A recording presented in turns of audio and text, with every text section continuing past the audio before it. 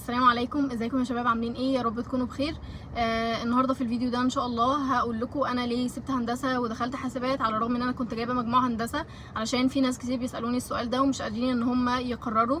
فان شاء الله هحاول في الفيديو ده اقول لكم وجهه نظري وانا ليه عملت كده، وان شاء الله اساعدكم ان انتوا تقرروا. الفيديو ده مش هيكون طويل، انا ان شاء الله هقول لكم فيه الخلاصه من غير كلام كتير. بس قبل ما ابدا عايزه اطلب منكم طلب. انا جده توفى الاسبوع اللي فات، فاتمنى ان انتوا تدعوا له بالرحمه والمغفره.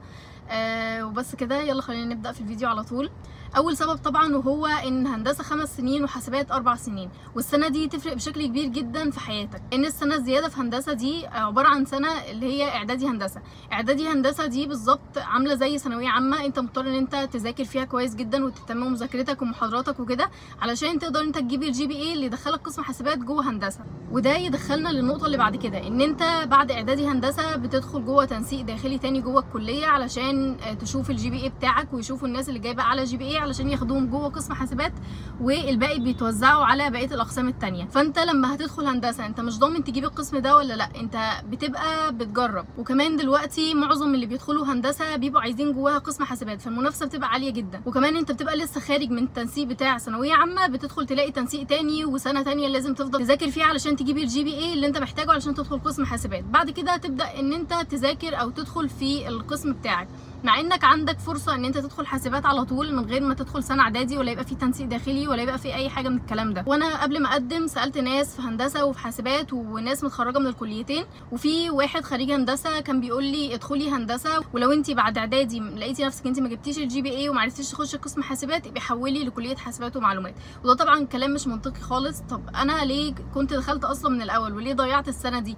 يعني مش منطقي ان انا اقعد سنه كامله واضيع سنه من حياتي عشان بجرب او بحاول ان انا ادخل قسم، مع اني عندي الفرصه ان انا ادخله على طول وابدا في دراسته على طول من غير سنه قبله تحتاج مني درجات او اي حاجه. طيب لو حد دلوقتي هو متعاون مع فكره ان هو تمام هيدخل هندسه وعادي هيكمل 5 سنين وعنده استعداد ان هو يذاكر كويس جدا في اول سنه علشان يدخل قسم حاسبات، القسم نفسه المواد اللي فيه مش بتبقى مركزه على السوفت وير. يعني انت لو عايز تمشي في مجال البرمجه وعايز تبقى مبرمج وعايز تبقى سوفت وير انجينير وتركيزك الاكبر على البرمجه والسوفت وير، فانت مش هتلاقي ده بشكل كويس في هندسه.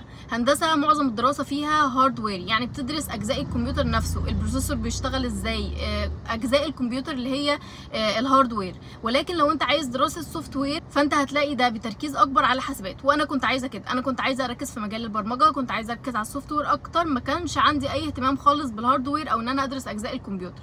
فعلشان كده اخترت حاسبات ودخلتها على طول، ما استنيتش ان انا ادخل القسم. يعني لما سالت لقيت المواد في هندسه القسم حاسبات الدراسه فيها هاردوير اكتر، فيها سوفت وير وفيها برمجه، ولكن مش بنسبه كويسه ومش بنسبه مركزه زي في حاسبات. غير كده كمان ان في السنه بتاعه اعدادي هندسه دي انت بتدرس فيها مواد ملهاش اي علاقه باللي انت هتاخده بعد كده، ممكن تكون ليها علاقه باقسام تانية، ولكن انت كواحد داخل عايز تدخل قسم حاسبات هتدرس مواد انت ملهاش اي علاقه. يعني انا في صحابي لما سالتهم بياخدوا حاجات ليها علاقه بالكيمياء، وبياخدوا مواد هم مش هيحتاجوها خالص ولا ليها اي علاقه بالبروجرامينج ولا بقسم حاسبات اصلا.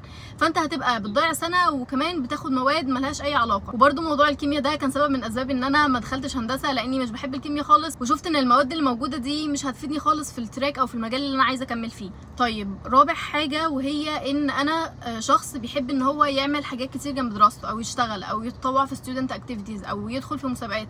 كل الحاجات دي انا بحب اعملها في الدراسه، مش بحب ان انا اكون كل حياتي ان هي دراسه اكاديميه وبذاكر للكليه والامتحانات وكل الحاجات دي. بحب ان انا يكون في نشاطات تانية في حياتي. فلقيت ان ده مش هيبقى مناسب خالص في هندسه. هندسه المواد اللي عندهم كتير، بيدرسوا مواد في حاجات كتيره في حاجات مختلفه، ولكن احنا دلوقتي في حاسبات المنهج الاكاديمي اخف شويه. ليه؟ لان عدد المواد اقل، وكمان ان انت في حاسبات بتبقى معتمد اكتر على السيلف ليرنينج، يعني انت بتعلم نفسك بنفسك، فمش مرتبط بمحاضرات معينه. اي نعم بتذاكر للمحاضرات علشان الامتحانات، ولكن انت علشان تبقى كويس في المجال او علشان تمشي في المجال بتاعك بتبقى بتسمع فيديوز على يوتيوب او بتاخد كورسات مع نفسك. وانا كنت حابه ده، كنت حابه ان انا ما بقاش مضغوطه من ناحيه المنهج الاكاديمي، ابقى انا اللي بعلم نفسي بنفسي، بشوف الحد المناسب ليا اللي بيشرح علشان اتعامل معاه، ما كنتش عايزه ابقى مضغوطه اكاديميا، فاكيد مش هروح لهندسه اللي هي المواد بتاعتها كتير وفي ضغط في الدراسه، انا ما كنتش حابه كده خالص. فانت في حاسبات فرصتك ان انت تطور نفسك في حاجات كتير، مش بس في البروجرامينج مثلا، لا لو انت عايز تتعلم حاجه كمان جنب الكليه، فرصه ان انت تعمل كده في حاسبات اكبر بكتير من ان انت تعمل كده في هندسه. طيب النقطه اللي بعد كده ان الشغل بعد هندسه انا حسيت ان هو مش مناسب ليا. لو انت ما دخلتش قسم حاسبات ودخلت اي قسم تاني في هندسه،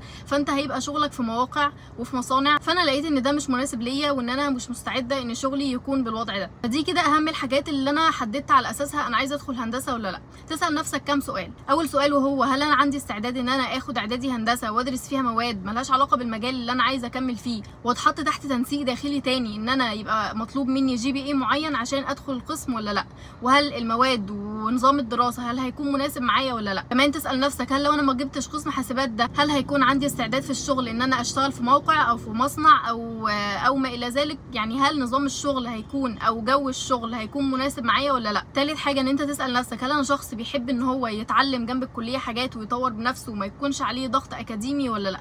لو انت شخص فعلا مش بتحب كده فانت مكانك مش في هندسه، انت مكانك في حاسبات، لان هتقدر ان انت تطور نفسك في حاجات تانية مختلفه جنب الكليه. الثلاث اسئله دول او الكام سؤال اللي انا قلتهم دول ترد عليهم وتقرر بناء على كده ايه الكليه المناسبه ليك. بعيدا بقى عن الالقاب، الناس اللي هي مهتمه بالالقاب، يعني انا احب اقول لك ان ما تقلقش، احنا في الكليه بيتقال لنا باشمهندسين. لما بتيجي بعد ما تشتغل بيتكتب اسمك في البطاقه ان انت مهندس برمجيات، وكل الناس بتقول لك يا باشمهندس، فالموضوع ما بيفرقش خالص. وبجد يا جماعه يعني انا من وجهه نظري ان مهندس، المهندس ده لقب بيتقال لواحد بناء على فكره وشغله، مش مجرد مكان هو طلع منه. والناس برضو اللي باصه لنقابه المهندسين في الموضوع مش بالاهميه، انا عايزه اقول لكم ان انا عارفه مهندسين هم اصلا خريجين هندسه ومش مشتركين في نقابه المهندسين دي او بيستفادوا منها اي حاجه. فيا جماعه بعيدا عن كلام الناس، بعيدا عن اراء الناس في الكليه، بعيدا عن اسم الكليه، بعيدا عن الالقاب، اختار انت ايه المناسب ليك، ايه اللي انت عايزه في حياتك بعد كده. في النهايه بقى انا عايزه اقول لكم الخلاصه. لو انت شخص عايز تكمل في مجال الحاسبات وعايز تبقى مبرمج وعايز تشتغل في السوفت وير والبرمجه، فوفر على نفسك الطريق وما تدخلش هندسه، ادخل حاسبات ومن غير تفكير. ليه تضيع سنه من عمرك؟ ليه تحط نفسك تحت ضغط تاني ملهاش اي لازمه خالص؟ ادخل حاسبات وخد الموضوع. وانا اعرف ناس كتير دخلوا هندسه عشان كانوا عايزين قسم حاسبات وفي الاخر ما جابوش القسم ده وحولوا من هندسه لحاسبات وضيعوا سنه من عمرهم. فلو انت عايز قسم حاسبات وعايز تكمل في السوفت وير فادخل على طول من غير اي مقدمات.